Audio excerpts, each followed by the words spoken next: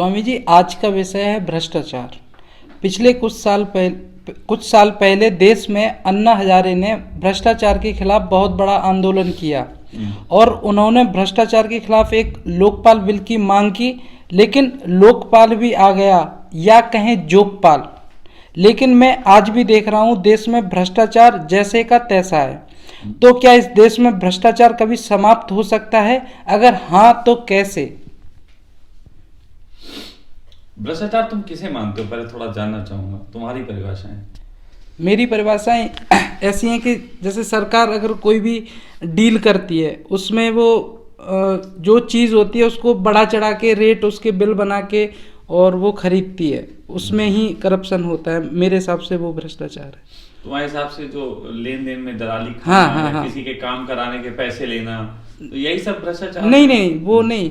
जैसे कि बिल कुछ और दिखाना पब्लिक में और अंदर कुछ और डील हो। वो कमीशन एजेंट वाला हो गया, तो कमीशन चलते हैं। तो वो सरकार तो अपने मतलब इसलिए थोड़ी ना कमीशन बाजी के लिए हम सरकार थोड़ी ना बनाते देखो, हैं। पहली बात यह है कि किसी भी समस्या का समाधान तो हो सकता है, लेकिन उसके ढंग क्या होंगे उन पर निर्भर करता है। भ्रष्टाचार एक ऐसी समस्या है जो दो लोगों के बीच जो आपसी डीलिंग होती है, जैसे कि फाइल पास कराने की डीलिंग, तो वो एक डीलिंग दोनों के लिए समस्या नहीं है, क्योंकि दोनों के लिए समस्या होती तो वो क्यों करते। समस्या तो दूसरों के लिए है। तो सबसे पहली तो बात ये कि जितना ही हम किसी चीज के नियमों में लोगों को बांधेंगे, जितना भयभीत करेंगे, उतना ही भ्रष्टाचार का रेट बढ़ता चला जाता है ना। किसी भी काम को फाइल पास कराने का, अभी हम कहते हैं कि ये फाइल पास कराना अपराध है, अगर पकड़े गए तो 10 साल की सजा, तो वो फाइल 100 रुपए में कोई पास नहीं करेगा, तो उसको ज्यादा कीमत में पास किया जाता है। मुझे याद पड़ता है कि एक जमाना था कि ट्रेन में बहुत ज्यादा जुर्माना नहीं होता था, 10-20 रुपए जुर्माना, 50 रुपए जुर्माना हो जाता था ज्यादा से ज्यादा। तो आदमी जो था वो टिकट ज्यादा नहीं लेता था, जरूरत पड़ने पर पर्ची कटवा लेता था, और पर्ची भी नहीं कटती, फिर वो सेटिंग हो जाती थी 10-5 रुपए देके। फिर अचानक एक वक्त आया, लालू प्रसाद ने किराया बढ़ाया और जुर्माना बढ़ा दिया। जुर्माना बढ़ाया तो अब वो डीलिंग थोड़ी महंगी होती, अब वो डील 100, 150, 200 रुपए में, बल्कि 1000 रुपए में होती है, क्योंकि जुर्माना बहुत हो गया। तो ऐसी स्थिति में सरकार जो वसूली करती है, सरकार को भी लाभ बढ़ता है, लेकिन उनके कर्मचारियों को लाभ कई गुना बढ़ जाता है। मेरा मानना है कि ये एक ऐसी उलझी हुई विषय है जिस पे अगर काम करना हो तो एक तरफ तो तंत्र व्यवस्था हमें कुछ करनी पड़ेगी, कुछ तंत्र व्यवस्थाएं हैं जिसके संबंध में मेरा चिंतन जा रहा है, वो तंत्र व्यवस्था करनी पड़ेगी, और साथ साथ पब्लिक की तरफ से भी कुछ आंदोलनों की जरूरत पड़ेगी। पब्लिक की तरफ से भी कुछ आंदोलन की जरूरत पड़ेगी। तो पहले मैं किधर से शुरुआत करूं, पब्लिक के आंदोलन की या तंत्र व्यवस्था की? पहले आंदोलन से स्टार्ट। पब्लिक को एक आंदोलन की। चलो, अन्ना हजारे ने जब ये किया था आंदोलन, मैंने तभी कहा था कि लोकपाल जैसी कोई चीज कभी सफल नहीं होने वाली। लोकपाल से हम कुछ नहीं कर सकते, किसी भी तरीके का बैन नहीं लगा सकते। असल में पारदर्शी व्यवस्था जो है वो हमें एक डेवलप करनी पड़ेगी। तो पहले आंदोलन की बात कर लेते हैं। आंदोलन, मेरा मानना है, एक नए ढंग का आंदोलन इसमें छेड़ा जाना चाहिए।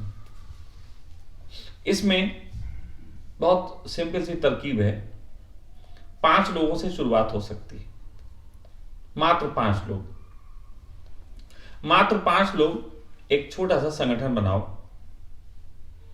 5 लोग संगठन बना के और डीएम को और प्रशासन को और प्राइम मिनिस्टर तक को चिट्ठी लिख के कि हम 5 लोग, हम देशभक्त अपने आप को घोषित करते हैं, लेकिन हम भ्रष्टाचार के संबंध में अपने को भ्रष्टाचार से बाहर करते हैं।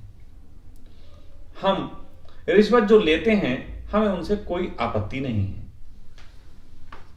रिश्वत जो लेते हैं हमें उनसे कोई आपत्ति नहीं है, लेकिन हम स्वयं में 5 आदमी रिश्वत देना नहीं चाहते। हम 5 आदमी रिश्वत देना नहीं चाहते। हाथों पे इस तरीके के सखा है जहां पे, वहां पे देशभक्ति का टैटू बनवाना पड़ेगा। हाथ पे राइट साइड में जो हम शेक हैंड करते हैं वहां पे एक टैटू बनवाओ देशभक्ति का, 5 आदमी, और आरंभ करो कि हम रिश्वत नहीं देंगे।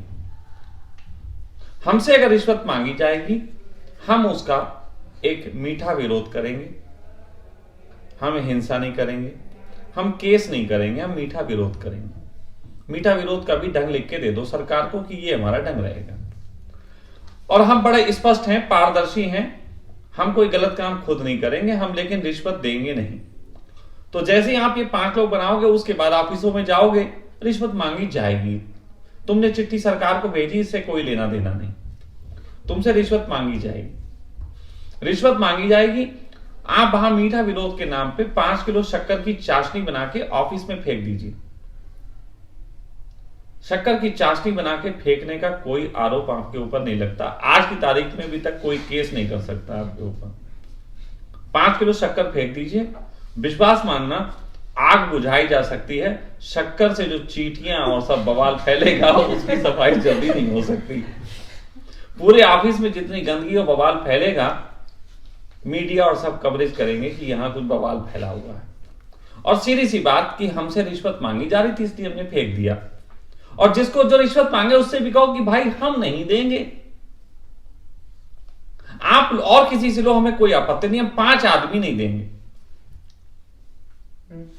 ठीक, जैसे ही तुम शक्कर फेंकोगे, 1-2 जगह शक्कर फेंकने के बाद तुम थोड़े फेमस हो जाओगे। शक्कर फेंकने के बाद चाशनी वाले आ गए। फिर तुम्हारा धीरे धीरे ये समय लगेगा, 3 या 4-5 महीने के अंदर ऐसा होगा कि तुमसे ऑफिसों में रिश्वत नहीं मांगी जाएगी। 5 आदमी रिश्वत से मुक्त हो जाओगे, 5 मात्र 5। फिर किसी दिन इस संगठन को विस्तार दो कि जो लोग रिश्वत नहीं देना चाहते वो हमारे संगठन में शामिल हो सकते हैं। शर्त यह है कि हाथ पे उन्हें टैटू छपवाना पड़ेगा, और कहीं रिश्वत मांगी जाती तो आप हमें बताइए, हम शक्कर फेंक देंगे। कोई हिंसा नहीं, कोई नुकसान नहीं, किसी का छेड़खानी नहीं, कुछ नहीं, मीठा शक्कर। 5 से आप पब्लिक में जितने लोग बैठे हैं, आप जितने, विश्वास मानना रिश्वत लेने में आपको किसी को आपत्ति नहीं, असली तो आपत्ति देने में। तो देने की तरफ से मैं शुरुआत करना चाहता हूं।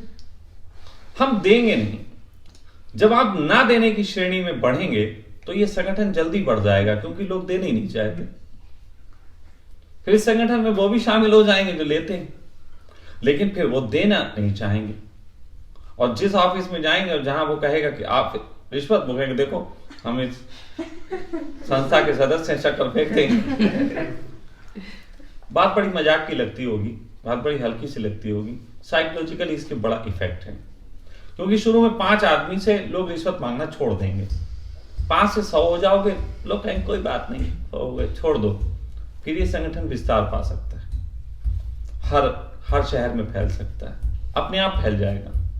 क्योंकि ऐसी चीजें लोगों को चाहिए जिसमें उन्हें देना ना पड़ता हो, लेना ना पड़ता हो। अभी तुम कहो कि हम नहीं लेंगे, ऐसे ईमानदार लोगों का संगठन बनाते हैं जैसे केजरीवाल, हम ऐसा संगठन बनाएंगे कि हम रिश्वत नहीं लेंगे, तो उनके निकट तुम जानते हो कैसे लोग इकट्ठे हो गए। एक कोई केजरीवाल हो सकता है जो ना ले, लेकिन अभी हम बनाएं, हम संगठन ऐसा बनाएंगे जिसमें रिश्वत देंगे नहीं। जो लेता है हमें कोई आपत्ति नहीं, बस हम नहीं देंगे। ऐसे में ये संगठन इतना विस्तार हो जाएगा कि वो संगठन पूरे तरीके से हर ऑफिस में कहीं ना कहीं अंदर तक ये बात फैल जाएगी कि इन लोगों से भाई मत मांगना, ये बवाल करते। और मीडिया इतनी एक्टिव हो जाएगी, शक्कर वहां फेंकी गई, शक्कर वहां फेंकी गई, शक्कर आज वहां फेंकी गई, शक्कर गैंग से डरने लगेंगे। धीरे धीरे ये संख्या इतनी हो सकती है कि जो ऑफिस पे रिश्वत मांगने वाला है उसके हाथ पे भी टैटू हो सकता है। फिर हाथ मिलाया, भैया अच्छा नहीं लेते हो?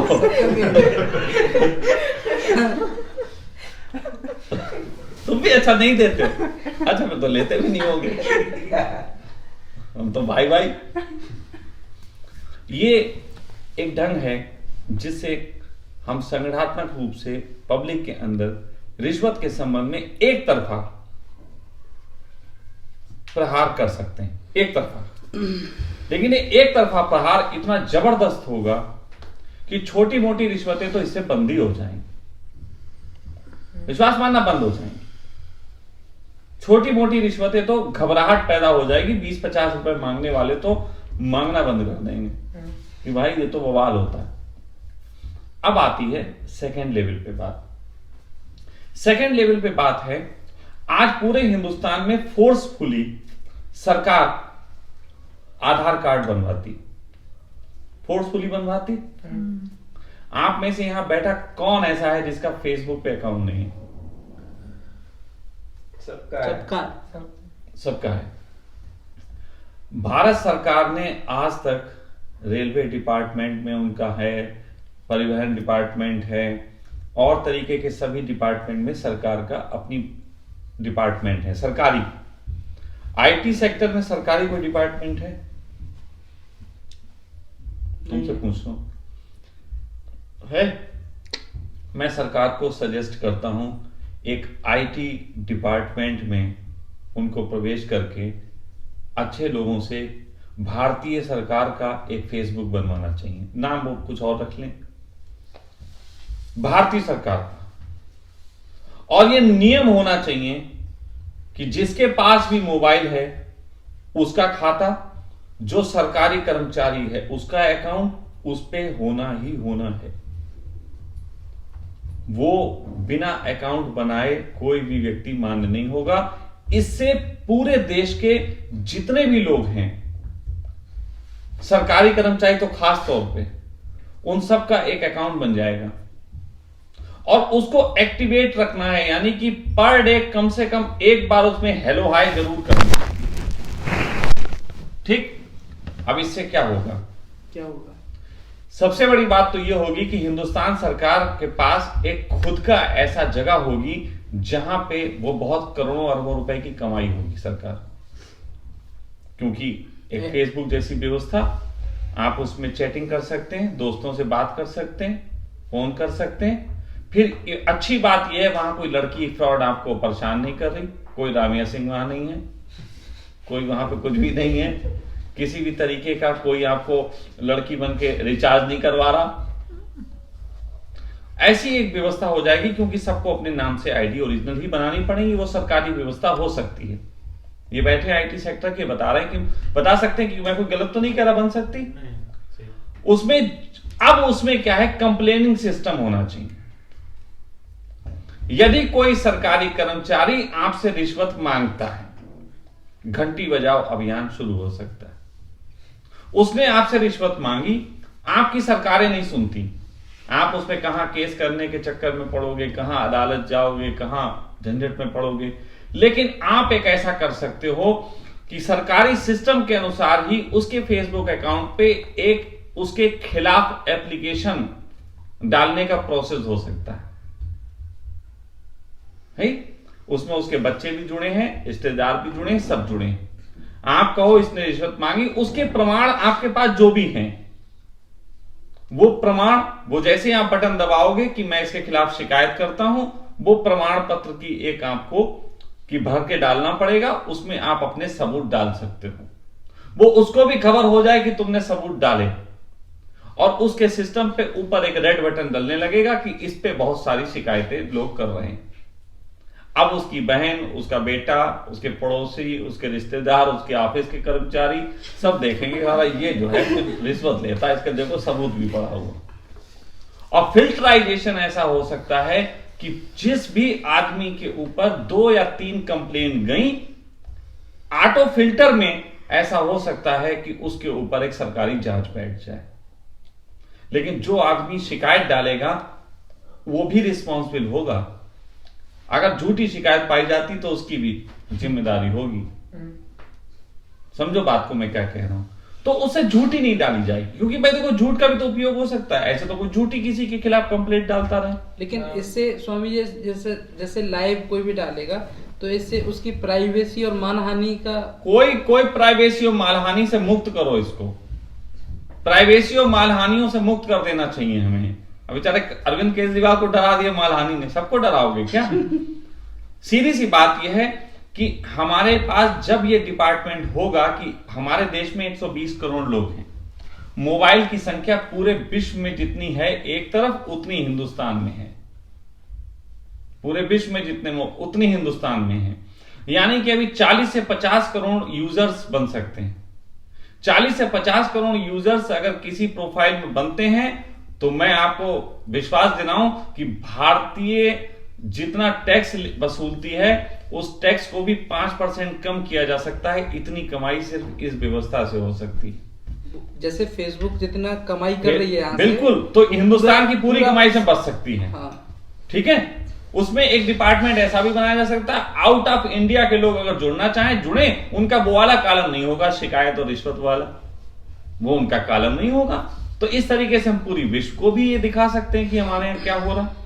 इससे करोड़ों रुपए की जो कमाई होगी उससे एक सिस्टम तैयार किया जा सकता है जुडिशरी का, जो बजर बसते ही किसी का कि इस पे आया वो ऑटो उसकी जांच में चला गया, उसमें किसी का लेना देना नहीं है, केस करना है कि नहीं करना है, केस हो गया। समझो मैं क्या कह रहा हूं? पूरा मतलब जुडिशरी को ऑनलाइन करना चाह रहे हैं। जुडिशरी ऑनलाइन पूरी नहीं करना चाह रहा हूं, इस सिस्टम पे जो भ्रष्टाचार की शिकायतें जाएंगी उनका एक सिस्टम, और वो इसी के खर्चे से खड़ा हो सकता है, इसकी कमाई के खर्चे से खड़ा हो सकता है। और क्योंकि उसके ऊपर जब आप कुछ ब्लेम करोगे और वो ऊपर नजर आएगा इसकी शिकायत है और वहां क्लिक करके लोग सबूत देख सकते हैं, तो ऐसी स्थिति में उसके घर वाले, उसके बच्चे, आज तो बच्चों को पता ही नहीं उनके बाप रिश्वत ले रहे हैं और थप्पड़ मारते हैं, बेटा सच बोला करो। ट्रांसपेरेंसी ये बड़ी ट्रांसपेरेंसी घबराहट पैदा कर देगी, क्योंकि कितना भी आदमी रिश्वत लेता हो वो अपने घर के सामने अपने समाज में सज्जन बना रहता है। हमें ये कहना पड़ेगा कि ये सिस्टम इसीलिए बनाया जा रहा है, भ्रष्टाचार से मुक्त करने के लिए ही ये सिस्टम बनाया जा रहा है। ये ट्रांसपेरेंसी का सिस्टम हो तो मैं कहूंगा कि देखो, रिश्वत मांगना एक स्वभाव है, रिश्वत देके काम कराना एक स्वभाव है। असली बात यह है जहां पे प्रेशर दिया जाता है। सच बताएं, मैं रिश्वत को मुक्त करता हूं कि रिश्वत कोई अपराध है। हम भगवान को 21 रुपए का प्रसाद चढ़ा के 1 लाख का फायदा मांग लेते हैं। रिश्वत तो हमारे स्वभाव में, हम किसी स्वामी जी से ही मिलने जाते हैं, स्वामी जी लड्डू, ये तो स्वभाव है। भारत देश में असल में रिश्वत कोई अपराध नहीं, भारत देश में तो एक पान खाने की व्यवस्था है। लेकिन दिक्कत वहां पे है जहां पे हम किसी की फाइल रोक के उसे जबरदस्ती खिलाओ पान, भूख लगी है, हाँ, जबरदस्ती जब पान खाते हैं और दिन में कई पान खाते हैं, वो अपराध है। अपराध वहां पे है जहां पे तुमने इसका गलत उपयोग किया अपनी पावर का। कोई देना चाहे तो दे दे, वो सहज प्रक्रिया है, उसमें तो आज भी होती है, किसी को कोई आपत्ति नहीं। जो दे सकता है दे, वो स्वीकार, सब स्वीकार, वो दोनों की आपस की डीलिंग। देने वाले को नहीं हड़ा तो तुम कौन होते हो? लेकिन जहां पे सताया जा रहा है, गरीब को सताया जा रहा, जहां कुछ ऐसे लोगों को सताया जा रहा है जो बेचारे रिश्वत नहीं दे सकते या फिर केस नहीं कर सकते या पंगे में नहीं पड़ सकते। असली समस्या भ्रष्टाचार में सिर्फ एक आती है मेरे देखे, और वो ये की समस्या है कि जब हमें कोई सताया जाता है तो हम उस सिस्टम से लड़ें कैसे, हम कैसे उसकी शिकायत करें, कहां जाके शिकायत करें, कौन अदालतों के चक्कर काटे, यही है ना। तो इसके लिए ये मात्र एक सिस्टम बहुत पर्याप्त है। स्वामी जी, एक क्वेश्चन, ओपन आईडी, तो ट्रेन में जाता है, समटाइम्स टिकट नहीं लेता, जनरल टिकट लेके हम रिजर्वेशन में चला जाता है और टीटी को पैसा देके सीट ले लेते हैं, तो उसमें तो दोनों को आपत्ति नहीं है, टीटी भी पैसा ले। मैं कह रहा हूं दोनों को आपत्ति नहीं है, लेकिन जिसने रिजर्वेशन कराया है जिसकी सीट ऑलरेडी है वो मना कर सकता है कि तुम नहीं बैठो, वो तो मना कर सकता है। अब ऐसा नहीं होता ट्रेन में कि टीटी पैसे ले, केवल वो मतलब एट ए टाइम वो टिकट बना देता है अगर वहां खाली होती है। मैं कह रहा हूं ना, अब पैसे लेने का हम चल भी रहा है, एक बात कह रहे हैं, अगर टिकट जगह है तो किसी को सीट मिल जाती, इसमें क्या बुरी बात है, ये तो कोई बुरी बात नहीं है। लेकिन हाँ, उसने तुम्हारा रिजर्वेशन रोक दिए, उसने तुम्हारे रिजर्वेशन नहीं किए, साइड में किसी के रिजर्वेशन ज्यादा कर दिए, ये सब जो चीज हो रही है, इनकी शिकायतें डालने के लिए, इनकी शिकायत आप कहां करोगे? हम बहुत जगह देखते हैं दिक्कत दी जा रही है, लेकिन इनकी शिकायत क्या करो? हमें प्रोसेस नहीं मालूम। सच बात तो यह है, हमें अपने अधिकारों के संबंध में आज भी अनजान रखा गया। बिल्कुल। सूपनखा की नाक किसने काटी वो तो हमें पता है, हमारी नाक कौन काट गया ये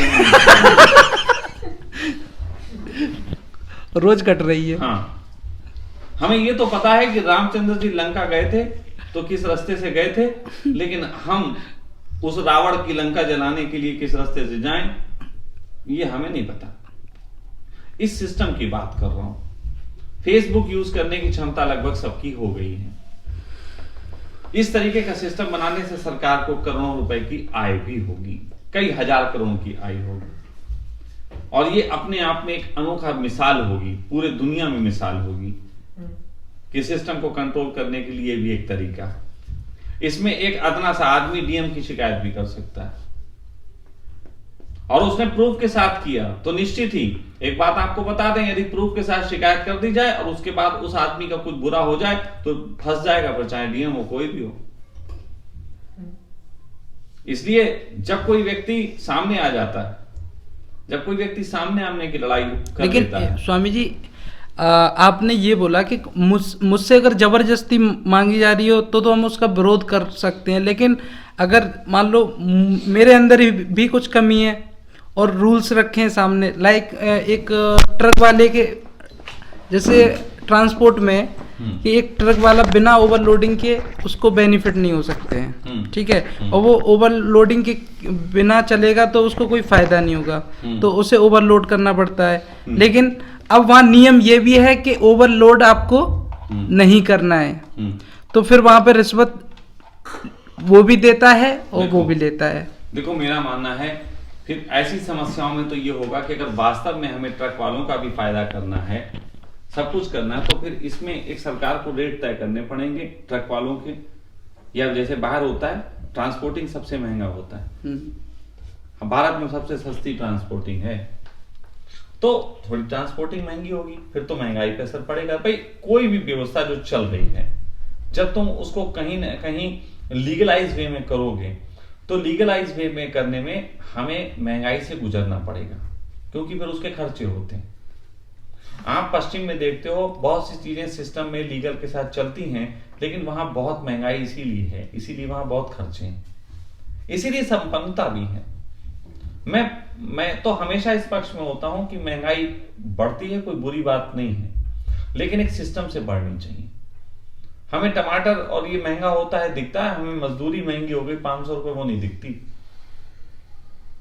हमारे यहाँ बड़े मियाँ एक नौकर हुआ करते थे सन 85 में, उनकी 13 रुपए तनख्वाह थी प्रतिदिन की, मात्र 13 रुपए, लेकिन आज 400-500 रुपए होती अगर वो काम आज कर रहे होते। तो स्थिति यह है कि महंगाई बढ़ेगी थोड़ी सी, आप ट्रक वगैरह की ओवरलोडिंग और ये सब जो होती है, इनकी भी शिकायतें हो सकती। जो नियम बनाए गए अगर पूरे तरीके से फॉलो किए जाएं तो ट्रक वालों को भी फिर अपनी लिमिट में चलना पड़ेगा, और साथ साथ फिर वो महंगा कर देंगे। आप इसमें ये भी हो सकता है, मैंने कब कहा, आप ट्रक यही आईडी आप ट्रक की डाल सकते हैं, सिस्टम तो इतना बनाया जा सकता है। आपने देखा एक ट्रक जा रहा था, ओवरलोडिंग था, आप उस ट्रक का फोटो खींचिए, सड़क पे जा रहे हैं, आपको एक फोटो खींचिए डाल दीजिए। इसका तो ऐसे भी हो सकता है जैसे जितने टोल हैं तो उन पे जो अपने आप हो सकता है, बिल्कुल टोल से गुजरे, टोल पे एक मशीन लग सकती है, हाँ। बिल्कुल, जहाँ पे अपने आप वेट हो जाएगा, ज्यादा वेट वाले को पकड़ लिया जाएगा। ओवरलोडिंग का सिस्टम है इस तरह, कहाँ पे टोल में इस तरह लगाया जा रहा है? सिर्फ नहीं लगाया जा रहा है, मैं कहने का मतलब ये फॉलो नहीं, लेकिन बिल्कुल हो सकता है टोल पे ये सिस्टम हो सकता है। बड़ी अच्छी बात कही, मैं तुमसे सहमत हूं यहाँ पे। जितने भी टोल रोड हैं वहां पे ऐसा सिस्टम बन सकता है कि ओवरलोड वाले वहां से गुजरेंगे, जैसे ही गुजरेंगे ओवरलोड का एकदम मतलब बच जाएगा हॉर्न। अब उस आदमी को वहीं पे टैक्स देना पड़ेगा, वो टैक्स सीधे सरकार के खाते में जाएगा। वो भी एक सिस्टम तैयार किया जा सकता है कि जैसे ही कोई बीप बजी, इसका मतलब ये ओवरलोडिंग था, ओवरलोडिंग होते ही उसका नाम सब आ जाएगा और वो व्यवस्था जो है सीधी सीधी सरकार पे वहीं पे पर्ची कट जाएगी। वो टोल वाला ही उसकी पर्ची काट सकता है ओवरलोडिंग की, वो सरकार के खाते में जमा हो सकती, ये हो सकता है। उसमें टोल वाला बच नहीं सकता, ऐसा सिस्टम भी किया जा सकता है। ऐसे कैमरे, ऐसा सिस्टम लगाया जा सकता है कि टोल वाला तुम्हें धोखा भी नहीं दे सकता। जैसे अभी टोल वाले जो हैं वो उनको बैरियर लगाना पड़ता है, तो बैरियर इस बात की पहचान होती है कि वहां पे इतनी गाड़ियां गुजरी, इतनी बार बैरियर उठा, इतनी बार गिरा, इतनी गाड़ियां गुजरी, इतना टोल टैक्स आया, सब कुछ पता लग जाता है सरकार को। तो उसी तरीके से इसमें भी बफर सिस्टम लग सकता है कि ये वेट था, इतने वेट की गाड़ी थी तो इसका मतलब ये ओवर वेट था, वो तय किया जा सकता है। बड़ा अच्छा तुम्हारा ये मुझे है, क्योंकि लेकिन मैं फिर कह रहा हूं इन सब चीजों के लिए हमें टेक्नोलॉजी और इन सब का एक सही उपयोग करना पड़ेगा, सही ढंग से। हम पूरे प्रशासन को हम लगाए हुए हैं टैक्स वसूली के ऊपर, दुनिया भर की बकवास बातों के ऊपर। सारे आईएएस अफसर अच्छे लेवल के नेताओं की सुरक्षा में लगे हुए हैं, नेताओं के गार्ड बने हुए हैं। हमें इनके दिमागों को निकालना पड़ेगा वहां से, हमें वहां से निकाल के सीधे सीधे बात करनी पड़ेगी। अब टेक्नोलॉजी हर आदमी के हाथ में आ गई, हथियार आ गया, मैं अपने विचार रख पा रहा हूं, ये एक टेक्नोलॉजी का ही उपयोग है। ऐसे विचारों को पहुंचना चाहिए, मोदी तक पहुंचना चाहिए और लोगों तक पहुंचना चाहिए। भ्रष्टाचार का ये सिस्टम अगर मोदी तैयार कर दे तो मैं समझूंगा बहुत लोग खुश हो जाएंगे। हम उसमें जो साइट बना सकते हैं उसमें किसी तरीके की अश्लीलता बदतमीजी नहीं होगी। हाँ, प्रेम पे रोक टोक ना लगाएं कि मोदी साइट बना दे फिर वो कहें कि इसमें हिंदू मुस्लिम बात कर रहे हैं, लड़के लड़कियां, तो वो अपराध की श्रेणी में पता लगाए। ऐसा नहीं होना चाहिए। फ्रीडम रखें, मानव अधिकार की फ्रीडम भी रखें, लेकिन सरकारी कर्मचारियों के जो अकाउंट्स बने उन पे इस तरीके के लग सकते हैं कि वो किसी को तंग कर रहे नहीं, और वो डीएम से लेकर चपरासी तक सबको बनाने पड़ेंगे।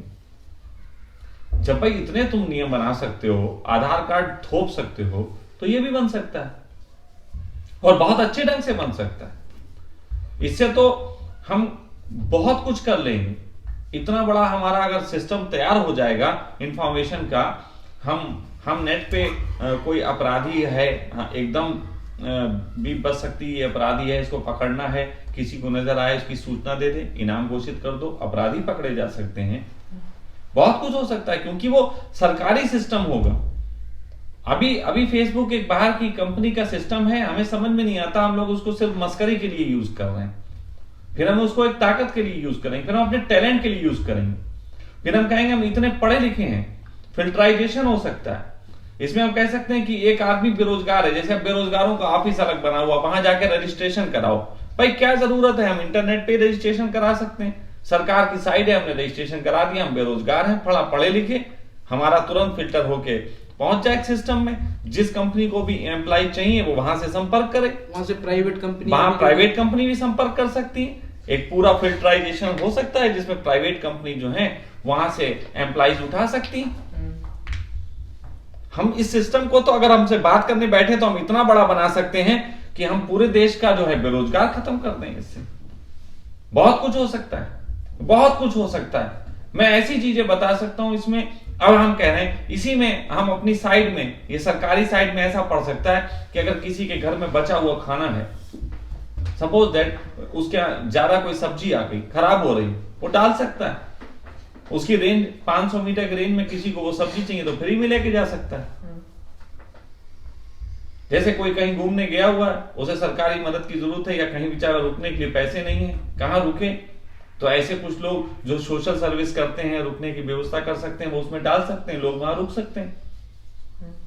बहुत कुछ हो सकता है, ये तो मैं अनंत बता दूं। तो डिजिटल इंडिया जो अभी असल में डिजिटल इंडिया ये होगा जो कह रहे हैं, वो तो सिर्फ एक लेबल है, लेकिन डिजिटल इंडिया ये होगा। फिर ये डिजिटल इंडिया होगा, पूरे तरीके से सरकार अपने कमांड में रख के इसको चला सकती है। एक आईटी का नया सेक्टर खोला जा सकता है। खुद हमारा खुद का सर्वर होगा, हमारा खुद का सर्वर, सब कुछ होगा। वो तो सरकार जब निगरानी करेगी तो सब कुछ उस पे करेगी। उसमें हमारे कोई आईडी पासवर्ड चुरा नहीं सकता। अभी कोई भरोसा नहीं कि कल को हमारा युद्ध हो जाए किसी देश से और उस देश का सर्वर हमारे देश में काम कर रहा है तो हमारे तो वो सब चीजें ले गया। भविष्य के जो युद्ध होंगे उन युद्धों से बचने का भी तरीका है, वरना भविष्य के युद्ध ऐसे होने वाले हैं जिसमें पता लगा उन्होंने कहा भारत देश के सारे लोगों के बैंक के पैसे गायब, बस गायब हो गए साहब, पता ही नहीं चले, 0 बैलेंस। पता लगा कि हमारी सबकी आईडियां गड़बड़ हो गई, सबकी आईडियों के नाम बदल गए। अब भारत में बड़ी परेशानी आ गई, आपकी आईडी के नाम अपने आप ही ऑटो चेंज हो गए। भविष्य में ऐसे युद्ध होंगे। उन्होंने कहा जापान ने आईडी नंबर बदलो, बम फेंक दिया, हैकिंग होगी। अब पता लगा साला आईडी नंबर बदल गया, हम गए हम कह रहे हैं लो हम अनिल आए, तो भैया हम शशांक अनिल हो गए। साइबर क्राइम होगा। साइबर क्राइम इस तरीके की चीजें संभावना है। लेकिन जब सरकार पूरे अपने कंट्रोल में लेगी तो अपने देश को एक सिक्योरिटी में रख सकती है। तो भ्रष्टाचार पे मेरा मानना है कि 2 तरफा प्रहार होना चाहिए। एक तरफ तो हम पब्लिक को जागरूक करें ना देने के लिए, हाथ में एक भारत का झंडा यहाँ पे बना सकते हैं, इसमें तो कोई आपत्ति किसी को नहीं होनी चाहिए। भारत का झंडा है, 2 लोग हाथ मिला रहे हैं, भारत के वासी हैं, हाथ का झंडा है, इसका मतलब रिश्वत नहीं लेता होगा। आप ऑफिस जाइए, सबसे पहले हाथ मिलाइए, पता लग जाएगा देने वाला है लेने इसका वाला। अर्थ ये हुआ कि जो झंडा बनेगा वो ईमानदार है और जो नहीं तुम यार एक बिल्कुल पता नहीं कहाँ चले गए। मैं कोई देशभक्ति का टंगा नहीं दे रहा, मैं तो सिर्फ अब इंडिया का नक्शा मत बनाओ भाई, कुछ और बना लो, तुम कुत्ता बना लो। मैं कुत्ता हूं, मैं नहीं दूंगा, मैं भौं भौं करूंगा। तुम बात नहीं समझ रहे हो। मैं कोई किसी पे कोई ना ईमानदारी थोप रहा हूं ना कुछ, मैं तो सीधी सी कह रहा हूं भाई जो बेईमान है वो रहे, हमसे बेईमानी ना करवाएं, बस इतनी सी बात, हमसे ना करवाएं। हम रिश्वत लेते हैं लेकिन देंगे नहीं। लेने वाले रहो, देने वाले मत रहो। लेकिन जब तुम्हें आएगा कोई ना देने वाला तुम्हारे हाथ पे देखेगा तो एक थप्पड़ मारने का तो अधिकार होगा कि तुमने मांगा। ये थोड़ी सी चीजें समझो बात को, मेरी बातों को सीधे तुम वो मत लो। मैं कोई दकियानूसी आदमी नहीं हूं। मैं कोई दिल बनवा लो, 2 दिल बनवाओ। 2 दिल वाला मतलब अफेयर चल रहा है, 1 दिल वाला मतलब अभी नहीं चल रहा, ऐसे बनवा लो। जख्मी दिल बनवा लो। क्यों इसमें चक्कर में झंडे से इतने घबरा क्यों गए? पिक्चर देखने जाते हो खड़े होते हो नहीं होते हो? हमने झंडे की बात करी, घबराहट शुरू हो गई। सवाल तो उठ जाते हैं। सवाल उठते हैं, झंडे पे सवाल क्यों उठना? झंडे पे सवाल उठना है तो तुम जेल में पहले ही चले जाओगे। झंडे पे सवाल क्यों उठना? झंडा है, हमारे देश का झंडा है, हम लगा रहे हैं भाई। कोई बुरा तो नहीं, इतना खूबसूरत झंडा है, उसको तो लगाना चाहिए। मुझे तो नहीं लगता उसमें कोई बुराई है, और वो हम एक नेक काम के लिए लगा रहे हैं। हमको ये थोड़ी ना है कि किसी का वध करने के लिए। तो इसलिए ये जो सिस्टम है, इस सिस्टम को थोड़ा सा इम्प्लीमेंट में लाया जाए तो मेरा मानना है कि भ्रष्टाचार जो समस्या हमें बहुत बड़ी लगती है वो बहुत आसानी से सॉल्व हो सकती, और कम हो सकती है। ये तो देखो, ये तो 100% तो मैं नहीं। अब जैसे तुम कह सकते हो कि नेता कोई विदेश से सौदा करते हैं उसमें रिश्वत ले लेते हैं, वो भी इसमें आ जाएगा, क्योंकि फिर सबकी आईडी होगी। नेता की आईडी है, सुनो, नेता की भी आईडी है। फिर कोई भी नेता एक साइड हो सकती है कि आज जो है ये सौदा होने जा रहा है विदेश से, ओके सौदा होने जा रहा है, सबको बताइए कितने का होने जा रहा है, हमको न्यूज वहीं मिल जाएगी। अब उसमें जिसको जिसको शक है अपने प्रश्न उत्तर करे, जैसे चैट में करते हो भाई, चैट में करते हो करो, जितने चाहे संदेह उठाओ। अगर तुम्हें लगता हो इससे सस्ती कोई डीलिंग कहीं हो सकती हो तो उन कंपनियों को भी मैसेज करो कि भाई आप बताओ ये डील कितने में करोगे। सड़क बन रही है, ये सड़क बनने के लिए टेंडर, ऑनलाइन टेंडर पढ़ सकते हैं, फेसबुक पे टेंडर पढ़ सकते हैं, तो सब चीजें डिजिटलाइज हो सकती है। हर चीज, हमें हर चीज का पता लग सकता है इस व्यवस्था से। ऐप हो सकते हैं, सरकारी ऐप होंगे, परिवहन निगम का ऐप, रेलवे का ऐप, सब ऐप इसमें होंगे। सारे ऐप इससे इंटरकनेक्ट कर दो, एक ही साइट पे सारे ऐप हैं। आप एक ही साइट खोले बैठे और दुनिया का हर चीज, जितनी भी हिंदुस्तान में हमारी जरूरतें होंगी सब वहीं से हो सकती, सारी बुकिंग वहीं से हो सकती है, सब कुछ हो सकता है। अभी सरकार का अपना पूरा बैंकिंग सिस्टम इससे संभाला जा सकता है सिर्फ एक साइड से, और सरकार को अरबों खरबों का इसमें बचत होगी, अरबों खरबों की बोल रहा हूं।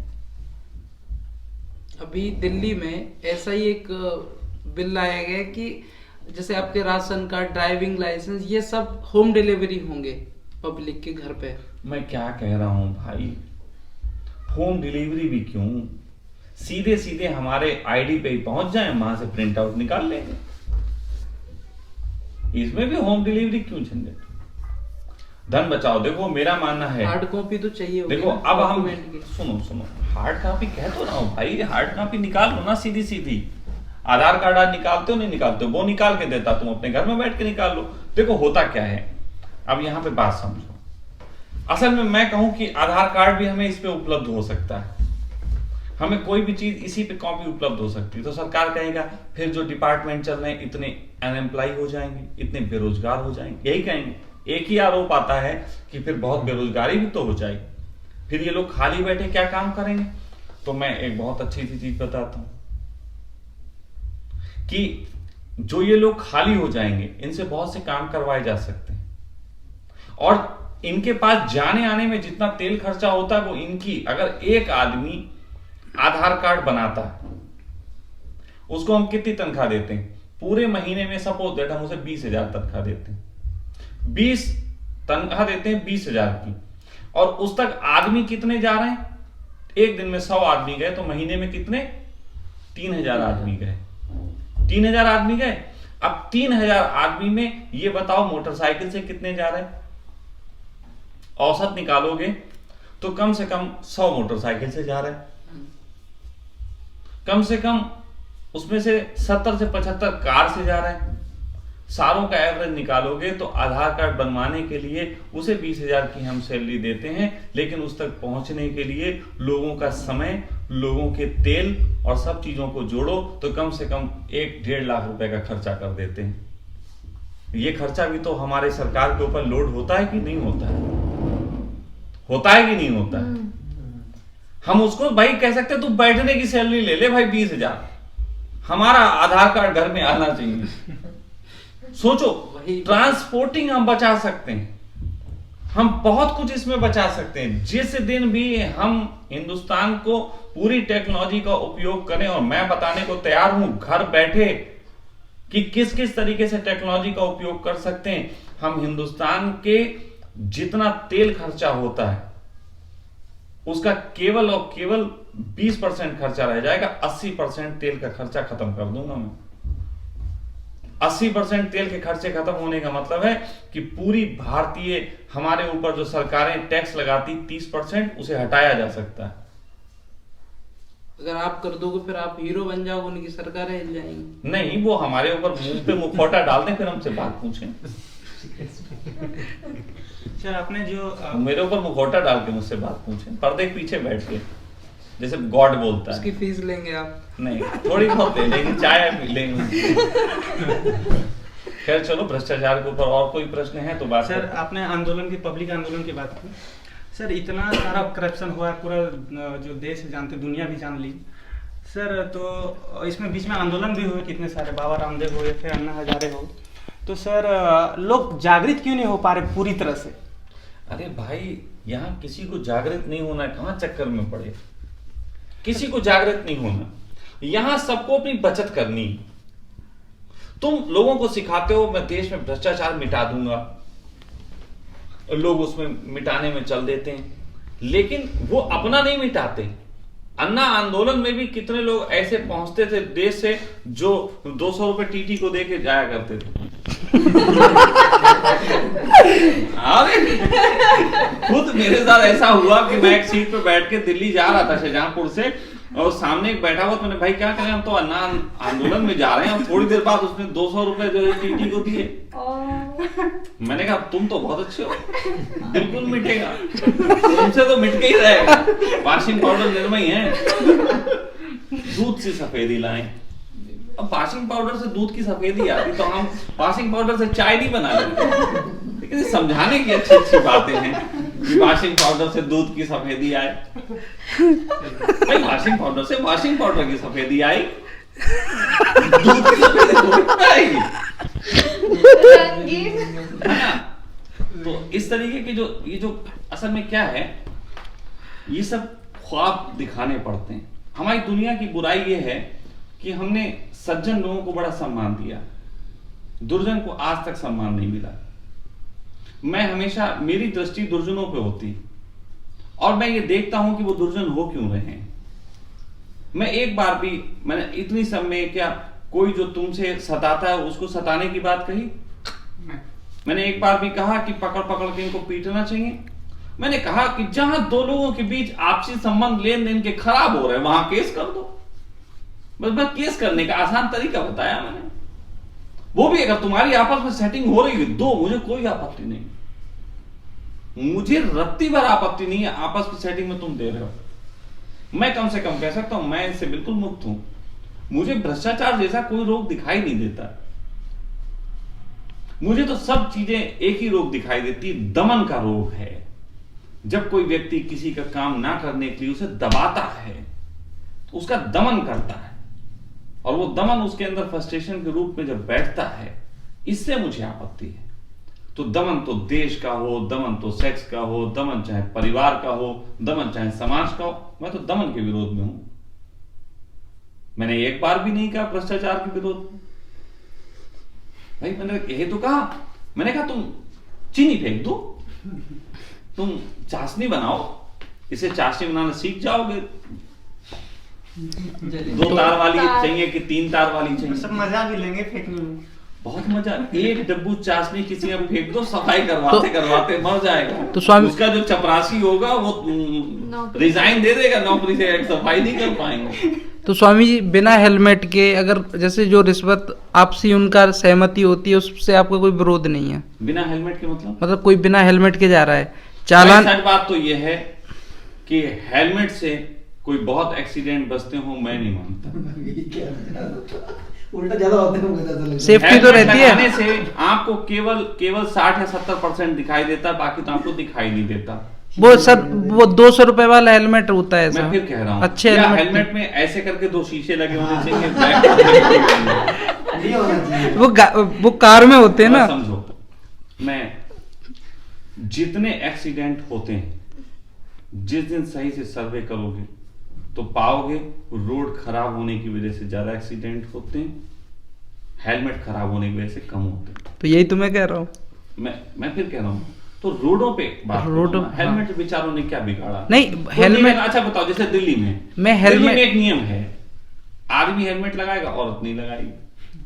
नहीं, ऐसा नहीं मरती। अभी बीच में हुआ, कभी हट जाता है, फिर औरतें विरोध कर देती, फिर हो जाता है, ये चलता रहता है।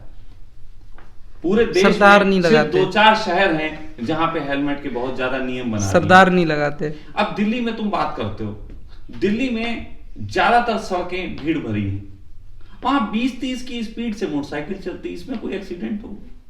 असल में ये भी मोनोपोली होती, ये मोनोपोली होती है कि हेलमेट बिकवाने, हेलमेट कंपनियां पीछे से अध्यादेश लाती हैं, उनको बिकवाने हेलमेट, सरकार को उसमें कमीशंस मिलते हैं। इस तरीके के हेलमेट के ऊपर काम होना चाहिए, फिर हेलमेट की क्वालिटी पे भी काम करो ना।